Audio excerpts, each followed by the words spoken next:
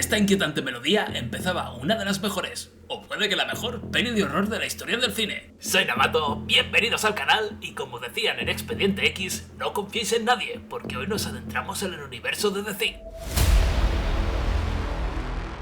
Y hoy va a ser casi un podcast porque veremos un montón de cosas, desde la historia con la peli del 51, una especie de Cluedo en la peli del 82 para saber quién es quién, el universo expandido con los cómics y el videojuego, y por último, mi parte favorita, la ciencia de The Thing. Pero antes de liarnos con el vídeo, dejarme un momento para decir mil gracias. Gracias por apoyar a canales pequeños. Gracias por toda la ayuda, por comentar, por compartir y sobre todo por decidir que el canal merecía vuestra suscripción.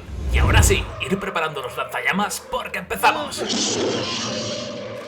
The Thing del 82 es un remake, y lo de remake entre comillas, de una peli del 51, The Thing from Another World. Y esa coletilla de From Another World se le añadieron para diferenciarla de un éxito musical del momento, titulado The Thing. Y esta peli del 51 es a su vez una adaptación muy libre de un relato de ciencia ficción titulado Who Goes There, publicado en 1938. Este relato trata sobre un grupo de personas atrapadas en una estación de investigación en Alaska que se encuentran con una nave, y en esa nave un ser, un monstruo azulado de 3 ojos, y este monstruo podía imitar a cualquier ser vivo con el que entraba en contacto. Por desgracia, por las limitaciones de la época, la peli del 51 obvió toda la parte del cambiaformas de la criatura, cosa que para mí es la esencia de The Thing. Así que mantuvieron la idea de la nave y el grupo de personas atrapadas en la nieve, pero la criatura era diferente. Era una especie de Frankenstein vegetal succionador de sangre.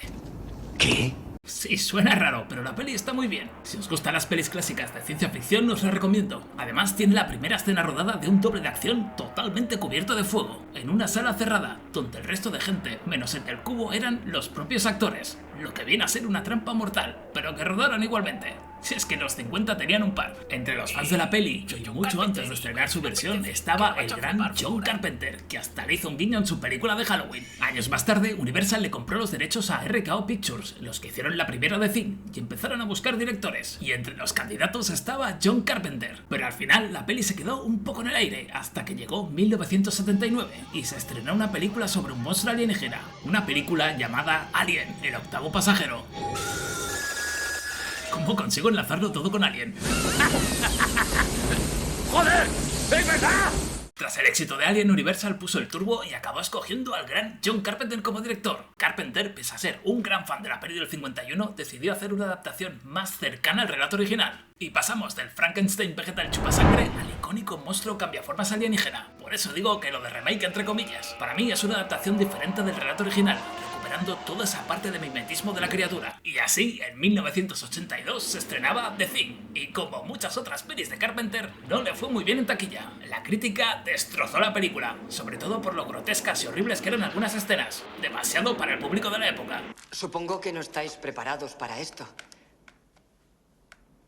pero les encantará a vuestros hijos. The Thing forma parte de la trilogía del apocalipsis de Carpenter, que son 3 pelis con ningún tipo de relación entre ellas. Son pelis que no se rodaron ni planearon para formar parte de una trilogía. Lo que las une es una temática de perdición, un escenario previo a un posible apocalipsis de la humanidad, con finales bastante ambiguos, dejando que el espectador interprete lo que quiera. Esta trilogía está compuesta por The Thing, de 1982, siendo la perdición del cuerpo, Prince of Darkness, del 87, siendo la perdición del alma, y por último, In the Mouth of Madness, del 94, siendo esta la perdición de la mente. Prince of Darkness trata sobre un sacerdote que descubre una sala debajo de una iglesia, con un extraño cilindro, con mejunje verde y un libro con instrucciones. ¿Habrá algo de Flubber en esta película? Así que se lleva un grupo de científicos a investigar, y descubren que ese mejunje verde es en verdad el mismísimo diablo. Empiezan las muertes, las posesiones... Pero mejor que la veáis, no os cuento más. Es la peli menos valorada de las 3, pero a mí me gusta, sobre todo ese concepto de mezclar religión y ciencia. In the Mouth of Madness va sobre un escritor, inspirado en Stephen King, que desaparece misteriosamente. Así que el director de su editorial, el gran Charlton Heston, envía a un investigador, Sam Neill, otro grande, y su misión es encontrar a ese escritor. Después de leer algunos de sus libros, al Dr. Grant se le empieza a ir gradualmente la pinza, algo que también le ocurriría unos años más tarde en la Event Horizon. Al final acaba viajando a un pueblo que parece sacado de las novelas del escritor y empiezan a pasar cosas cada vez más raras, pero de nuevo, mejor que la veáis, es un descenso gradual a la locura y a lo bizarro. Si os gusta Lovecraft, os va a encantar. Y la última, aunque en realidad es la primera que se estrenó, es The Thing, de 1982. Nuestra historia empieza hace miles de años, en una galaxia muy lejana, con una nave surcando el espacio. No, esa nave no. Si tenemos tenemos en cuenta el guión eliminado de la precuela, que os dejo el vídeo por aquí, los tripulantes de esta nave se dedicaban a recolectar especímenes por el universo. Era una especie de científicos alienígenas coleccionando bichos, muy al estilo Pokémon. Pero una de esas muestras, uno de esos seres, no era lo que parecía. Al final la nave pierde el control y se acaba estrellando en un planeta, nuestro planeta. Después del impacto algo se escapó, algo intentó huir, pero no llegó muy lejos porque terminó como puro hielo. Pasaron miles de años hasta 1982. ¡Qué gran época los 80! Y aquí vemos a dos noruegos en un helicóptero intentando matar a un perro. Y piensas, putos noruegos, ¿qué hacen disparándole a un perro? ¿Nani? No, en serio, si no sabes de qué va la peli es una escena que te descoloca bastante. Y es algo que echo de menos en el cine actual. Escenas sin mucho contexto que dejan que el espectador vaya especulando y que se van resolviendo a lo largo de la película. Aunque en este caso la gente que sabía noruego se comió un tremendo spoiler. Si traducís el diálogo inicial dice: apartaos, no es un perro, es una cosa imitando a un perro, no es real, escapar. Luego les dice que son putos y les dispara. Y los americanos, como buenos americanos, le disparan también.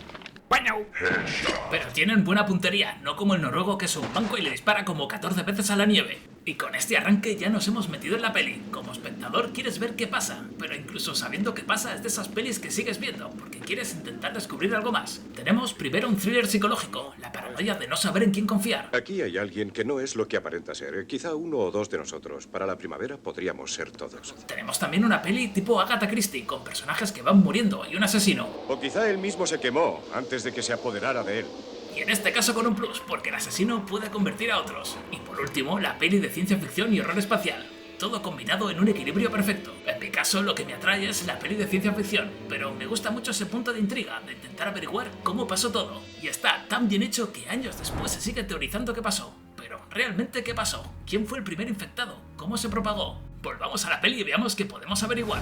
Si os acordáis, teníamos a dos noruegos muertos, un perro que no es un perro y muchas preguntas en el aire. En este punto, Cooper y Mac deciden volar al campamento de los noruegos para ver qué pueden averiguar. Y mientras vuelan para allí, nuestro monstruo espacial empieza a hacer sus movimientos. Tiene forma de perro, así que tiene acceso a cualquier punto de la base sin levantar sospechas. Ha podido observar la dinámica del grupo, sabe sus rutinas, quién es quién. Es un disfraz perfecto. Y aquí tenemos al primer infectado, al paciente cero. Y The Thing lo tenía fácil. Es una persona sola. Naus tiene la música a toda pastilla, tapando cualquier posible ruido. ¿Y quién es este paciente cero? Pues es un tema que se ha discutido durante muchísimos años. De la silueta no nos podemos fiar mucho, porque en realidad no es ningún actor del grupo, sino que es Dick Warlock. Vaya nombre más divertido. Es un doble de acción, colega de Carpenter. El propio Carpenter decidió no usar a ningún actor de la peli para que fuese todo más ambiguo, así que lo vamos a hacer por descarte. Primero, con los test de sangre ya podemos descartar unos cuantos. Clark, pese a haber pasado todo el día con los perros, muere como humano, aunque creo que ya estaba infectado, luego lo desarrollo.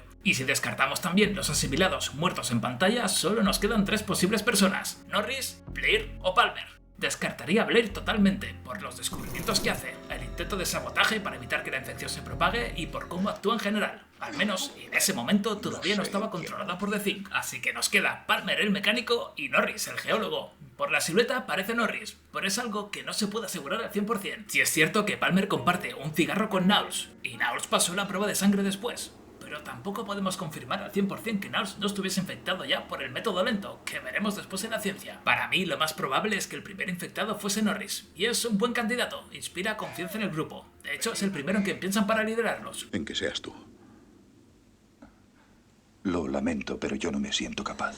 Y mientras la cosa va infectando gente, Mac y Cooper descubren todo lo que pasó en el campamento noruego. Dios mío, ¿qué demonios habrá ocurrido aquí? Y este es otro punto para Carpenter. Lejos de hacer la historia original de cómo descubren la cosa congelada, en The Thing descubren lo que pasó en el campamento. No son ellos quienes lidian primero con este ser, sino que ven sus consecuencias. Le añade una capa más de misterio, y eso hace que todo sea mucho más interesante. Tras todos los descubrimientos, se vuelven al campamento, con un 2x1 con ellos. Blair y Cooper le hacen la autopsia a dos caras, y recordar, más tarde veremos que ese ser todavía tiene actividad, todavía está vivo, y la autopsia la hace Blair, con unos guantes muy finos que como mucho le llegan a la muñeca, sin mascarilla y sin ningún tipo de protección. Y ya os digo que sin guantes largos y un traje aislante es prácticamente imposible que una pequeña partícula nos toque la piel. Después de la autopsia vemos la famosa escena de la perrera, y es la primera vez que vemos a The Thing transformándose. Otro de los pilares de la película son precisamente los efectos prácticos, las criaturas grotescas, obras del gran Rob Bottin. Son auténticas obras de arte, efectos en gran parte improvisados, usando todo lo que tenía a mano. Puro ingenio, que sigue funcionando a día de hoy. No hay ninguna escena que te saque de la peli, que se vea cutre, todo está cuidado al detalle. Y estas criaturas son horribles no solo por ser masas de tentáculos, garras y extremidades fundidas, sino también por la forma en la que vemos el mundo. Estamos acostumbrados a las cosas simétricas. Los seres vivos principalmente son simétricos. Nos gusta esa armonía. Los monstruos de The Thing son todo lo contrario. Son criaturas asimétricas. Una amalgama deforme de extremidades y tentáculos. Y eso nos genera todavía más aversión. En esta escena de la perrera participó un peso pesado de los efectos especiales. Rob Bottin no daba abasto y llamaron a los refuerzos para la escena. Y si pensáis en efectos especiales, el primero que os viene a la mente es el gran Stan Winston. Y sí, creó la marioneta del perro. Siempre que veo esta escena me recuerda un plato de espaguetis. La cosa intenta asimilar a los perros antes de que den la larva, pero no le da tiempo y la descubre, así que Chills acaba haciendo barbacoa.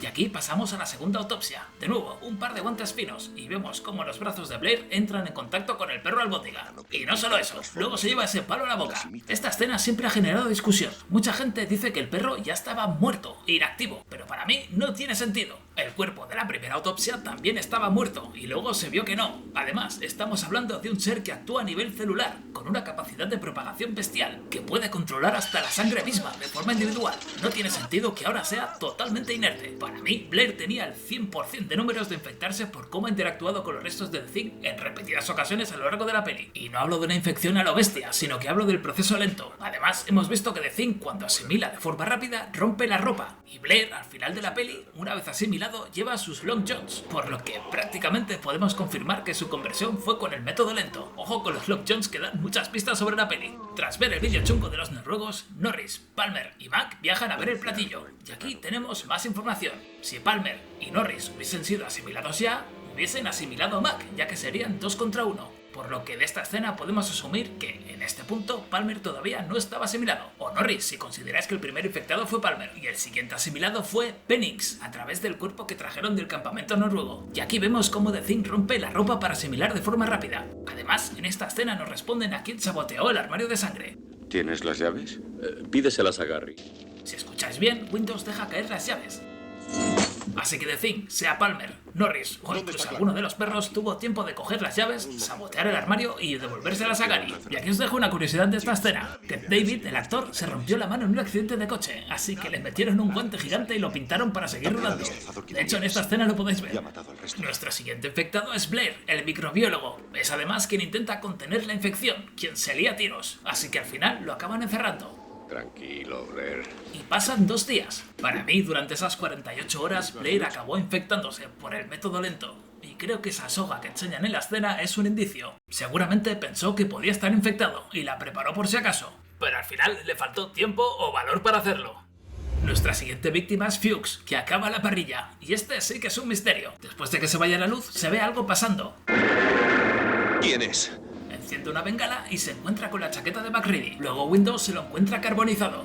Y aquí barajo 2 opciones. O bien lo mató por no tener tiempo de asimilarlo sin ser descubierto, o el mismo Fuchs se quemó viendo que estaba a punto de ser asimilado. Y en este punto ya tenemos el cerebro frito de teorías, posibilidades y conexiones. Así que la peli nos da un respiro porque lo siguiente ya ocurre en pantalla. De vuelta al campamento, Naus le corta la cuerda a MacReady, pensando que es una cosa, pero Mac se cuela. Durante las hostilidades, Norris acaba con un ataque al corazón. Este The Thing es muy crack, replica hasta el mal funcionamiento de los órganos. ¡Ay! Y aquí viene esa icónica escena donde Cooper muere perdiendo los brazos.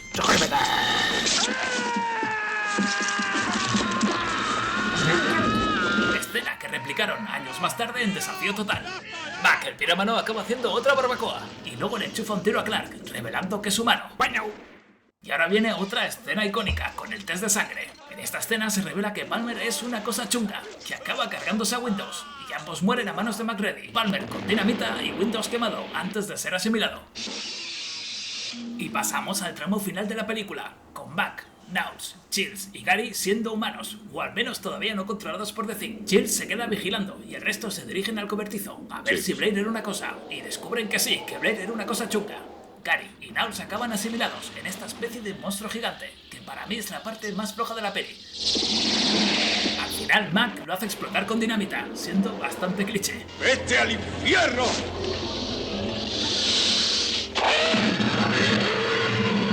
Y ahora viene el misterio más grande de la película, ese debate de años, esa discusión sin fin.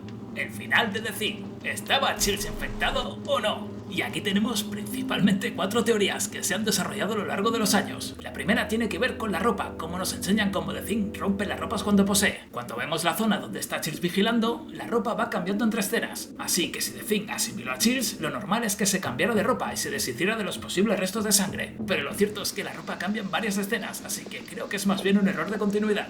La segunda tiene que ver con la respiración. Si os fijáis en la escena, a Max se le ve la respiración. A Childs no, pero esta teoría tiene algunos puntos débiles. Si The Thing replica totalmente la biología, debería respirar normal. Además, a lo largo de la peli hemos visto personas poseídas por The Thing a las que se le veía la respiración. Creo que en este caso tiene más que ver por cómo se rodó la escena y la luz de la misma, porque a Chills, si os fijáis bien, sí se le ve la respiración. La tercera tiene que ver con los ojos. Parece ser que si eres una cosa, se te nota en la mirada. Pero de nuevo, es como la respiración. En algunas escenas hemos visto a gente poseída por The Thing con brillo en los ojos, incluso en el perro. Además, el propio Carpenter desmintió esta teoría.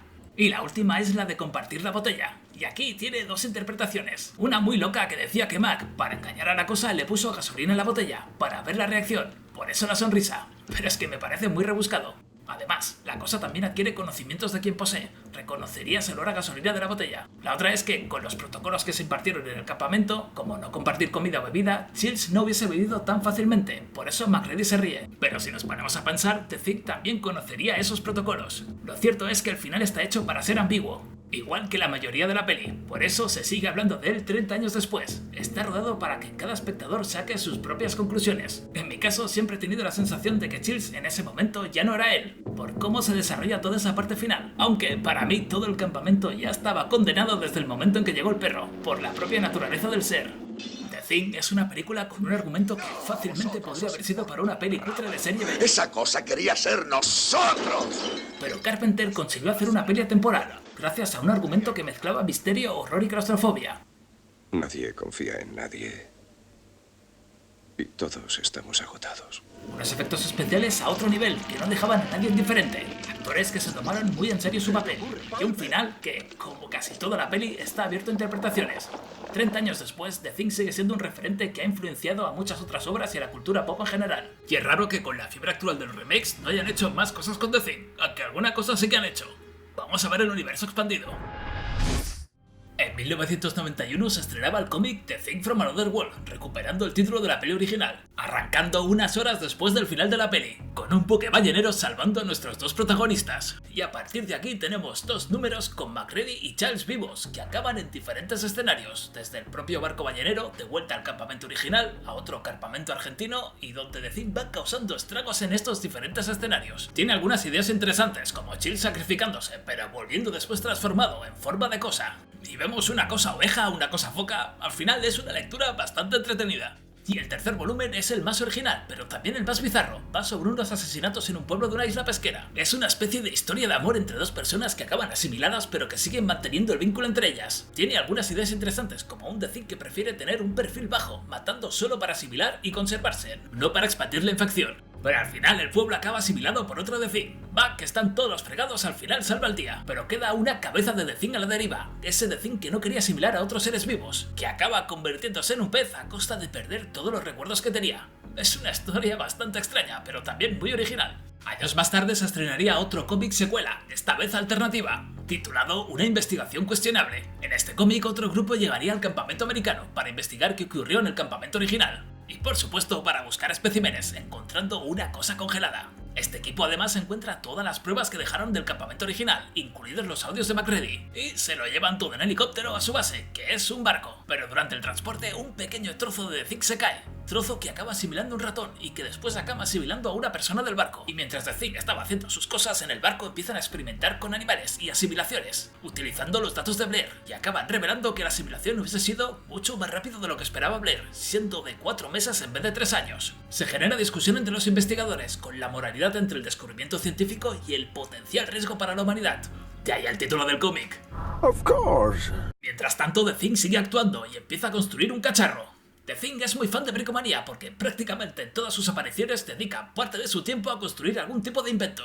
Al final se desata el caos, con la criatura absorbiendo cada vez más miembros del barco, y acaba con 2 supervivientes, y se revela, como siempre, que uno de ellos es una cosa, creciendo. Al final, el último superviviente hace explotar el helicóptero y quema todo el barco, quedando él a la deriva. Y entonces una gaviota se posa, pero esa gaviota no es lo que parecía. Y la gaviota sale volando hacia tierra firme. Esta vez Mac no participa, pero es un cómic que está muy bien. Profundiza mucho más en la biología de este ser y tiene un final muy oscuro, muy acorde a la peli original. Pero a nivel de secuelas tenemos otra en forma de videojuego, aprobada por el mismísimo John Carpenter. El juego, de nuevo, continúa con la historia original, con un grupo de nuevo llegando a investigar el campamento americano. Sí, es algo que se repite bastante, pero dando mucho fanservice. Aquí Childs está congelado y de Mac no se sabe nada, pero después en el juego acabas investigando instalaciones secretas y conspiraciones gubernamentales donde intentan utilizar a The Thing como un arma biológica. Cosa que tampoco es muy original, la hemos visto en centenares de videojuegos. Pero el juego está muy bien, tiene un sistema de gestión de compañeros donde a uno de tu grupo se le puede ir la pinza por retención, que es muy acorde a la atmósfera de The Thing, incluso con miembros del equipo poseídos, no sabiendo quién puede estar infectado, añadiendo mecánicas de hacer test de sangre para ganar confianza y saber quién está infectado. Aunque en realidad es toda una patraña, porque todos los poseídos están guionizados por el juego. Es decir, le puedes hacer un test a un miembro del grupo, dar negativo y a los 2 segundos transformarse, porque es un evento del juego. This is fucking bullshit. Pero la tecnología de la época no daba para más. Y en el juego sale el mismísimo Carpenter, doblándose a sí mismo. El tío es un crack. I don't think we've got time for formal introductions. Al final hay una cosa gigante y un misterioso piloto que te ayuda a acabar con esa cosa gigante. 3 hours later. Que no es ni nada más ni nada menos que el propio MacReady. Toma fanservice para acabar. Eso sí, es un crimen que en ningún momento utilicen la música original. These fucking assholes! Pero The Thing también ha inspirado a otras películas y muchas series. La mismísima Expediente X le dedicó un capítulo titulado Ice. La historia trata sobre un equipo de investigación que taladra el hielo encontrando información de geología de diferentes épocas de la historia. Mulder y Scully ven 2 vídeos, uno de una celebración cuando aparentemente han descubierto algo. Una capa de hielo. Y otro muy estilo Event Horizon con gente a la que se le va muchísimo la pinza. Proyecto Núcleo Helado Ártico. Así que deciden ir a investigar, y empieza la propagación con el perrete. Ya os he dicho que es un homenaje total a The Thing. Se descubre que el equipo estaba taladrando en una zona de impacto de un meteorito, liberando una especie de gusanos parásitos. Al final descubren, por casualidad, que los gusanos se matan entre ellos, y lo prueban con el perrete, y se acaba curando. Que por cierto, estos gusanos son en realidad zoofobas, que no son gusanos, son larvas de escarabajo. Es un capítulo que si os gusta The Thing os lo recomiendo totalmente. Y por supuesto tenemos la precuela del 2011, en la que no voy a entrar porque ya le dediqué un vídeo que os dejo por aquí. Y ahora viene mi parte favorita, la ciencia de The Thing. En la peli tenemos a Blair, un microbiólogo, que nos hace de narrador acerca de la naturaleza de este ser. Es un personaje muy interesante, aunque me provoca algunos contrastes con la forma de actuar, como por ejemplo lo de hacer una autopsia a un ser desconocido y potencialmente contagioso en un lugar cerrado, con la única protección que ofrecen unos guantes finos, y después llevándose a la boca elementos que han tocado ese ser. Y no es el único, a lo largo de la peli hacen algunas cosas que te llevan las manos a la cabeza. Pero bueno, de Blair me quedo con su investigación, que para mí es lo más interesante. Primero su PC, que lo mismo te corre el tumor original que te hace una simulación de infección de un organismo extraterrestre desconocido. En el caso de alcanzar zonas pobladas, la cosa acabaría infectando a todo el mundo en 27.000 horas, lo que vienen a ser unos 3 años. Bueno, eso es la versión original. En la versión doblada la cosa va mucho más rápido. Toda la población mundial infectada después de 27 horas del primer contacto. It's false. No way. ¿Cómo la lían con los doblajes? 3 años en los 80 es una medida de tiempo razonable. Hoy en día, y con la experiencia que hemos tenido ya, creo que sería muchísimo menos. Además, este organismo tiene algo curioso. Mientras que los humanos, en general, intentaríamos evitar contagiar al resto, con The Thing sería todo lo contrario. Los infectados buscarían activamente nuevos hospedadores, por lo que sería mucho más acelerado. Y teniendo en cuenta cómo es el mundo actual, probablemente en menos de un año se acabaría con la producción mundial del papel de váter. Pero Blair hace más descubrimientos sobre este organismo alienígena. Bueno, si es que se puede llamar organismo. Luego lo desarrolló. Descubre que una sola partícula puede infectar y propagarse gradualmente por el cuerpo, actuando como una especie de virus, asimilando las células del cuerpo para ir tomando el control, una URA. Este sería el método lento, en el que The Thing iría poseyendo gradualmente el cuerpo hasta acabar asimilando todo el organismo. La víctima probablemente no se daría cuenta hasta que fuese demasiado tarde. Las réplicas actúan exactamente igual que las células originales. Este método es interesante, ya que plantea varias cosas. La primera es un disfraz perfecto en todos los sentidos. El sistema inmune no tendría respuesta, ya que son réplicas exactas de las células del cuerpo. Y no solo eso, también respecto a la gente del exterior, porque el hospedador no sabría que está contagiado, actuando sin levantar sospechas sobre los demás. En los cómics se desarrolla la idea de que lo último que replica The Thing es el cerebro, para evitar que el hospedador tenga tiempo de reacción al descubrir que está infectado. Lo que me recuerda a la escena de Blair y la soga. Quizá Blair temía estar infectado, preparó la soga por si acaso, pero no tuvo tiempo, ya que realmente no había síntomas. Tiene que ser aterrador ver cómo tu cuerpo muta y ser todavía consciente de todo. Lo de la conciencia es un tema complejo. Hemos visto que The Thing puede actuar como un humano normal, manteniendo recuerdos y entendiendo diferentes conceptos muy humanos. Iré con Chills. Pero si The Thing lo replica todo, ¿hasta qué punto la conciencia original sigue ahí? Bueno, estoy entrando ya en temas de filosofía, volvamos a la ciencia. Este sistema tiene un problema, y es que no todas las células son iguales. Las células animales y vegetales, por ejemplo, son completamente diferentes, y lo mismo con las del resto del universo. Pero las partículas de The Thing tienen una forma muy peculiar, con muchas espinas capaces de absorber células envolviéndolas, realizando lo que parece una digestión y replicándolas después con la información que ha obtenido.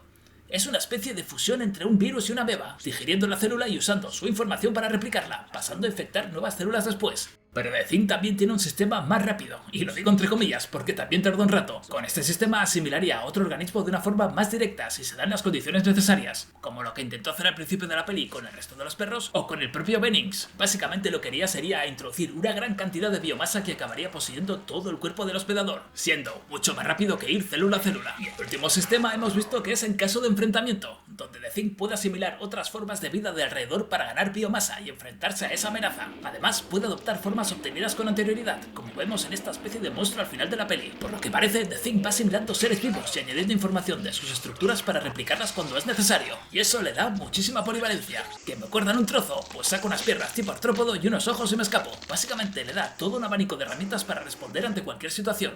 Bueno, cualquiera no, ya hemos visto que el fuego no le sienta muy bien. Y a saber cuántos organismos y a cuántos planetas ha consumido ya antes de llegar al nuestro. Es básicamente una Wikipedia biológica que puede construir lo que quiera siempre que tenga material biológico disponible.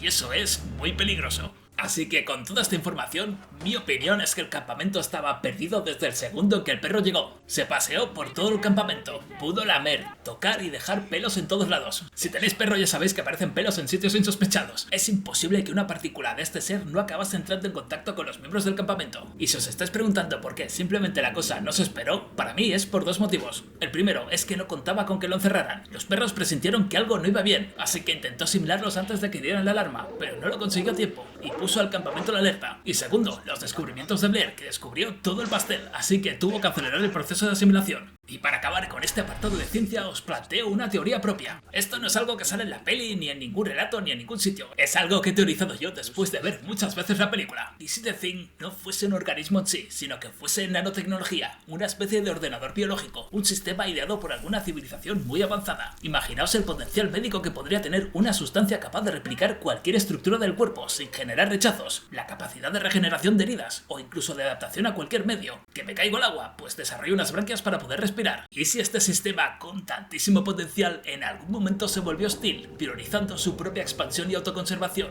almacenando información de diferentes seres vivos del universo, adquiriendo cada vez más conocimientos y herramientas? Y con esta teoría acabo el especial de The Thing. Si os ha gustado el vídeo, se agradece un like. Yo me voy a esperar aquí un rato, a ver qué ocurre.